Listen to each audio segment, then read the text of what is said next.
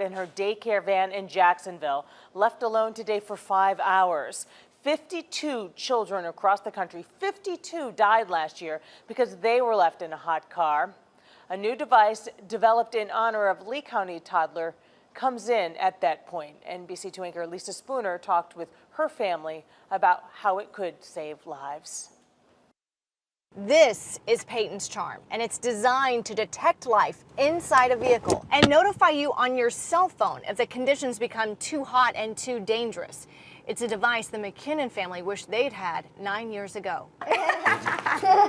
They're a family full of laughter and love, but a family with a missing piece. She had the best smile. When she would laugh, it was contagious. It would light up the whole room. Had those bright blue eyes like her oldest sister. She was just a perfect 17-month-old child at the time. March 8th, 2010. That was the moment that changed our lives forever. Reggie McKinnon had left work to take his youngest daughter, Peyton, to a doctor's appointment. He was supposed to drop her off at daycare afterwards. And on the way back, from her appointment, like most young children do, they fall asleep.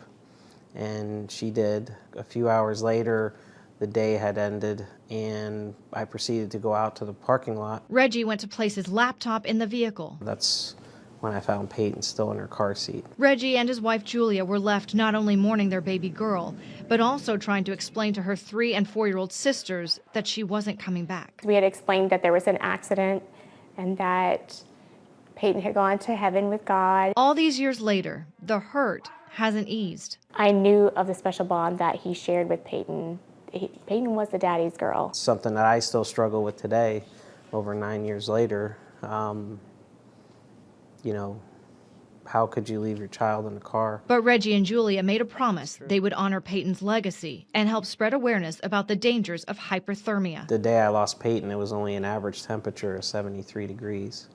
So it doesn't take a lot. So when an inventor asked to use Peyton's name on a product that could save other children, they didn't think twice. We needed to come up with a solution that monitored the entire inside of a vehicle. And that meant the air. The air was everywhere inside the vehicle. If we could monitor the air and still detect life, then we would really have something. Peyton's Charm monitors carbon dioxide levels. It has the ability to not only detect life and life-threatening conditions, but then alert someone who is motivated to solve that problem. And with a GPS located in the device, first responders are also able to get to the scene sooner.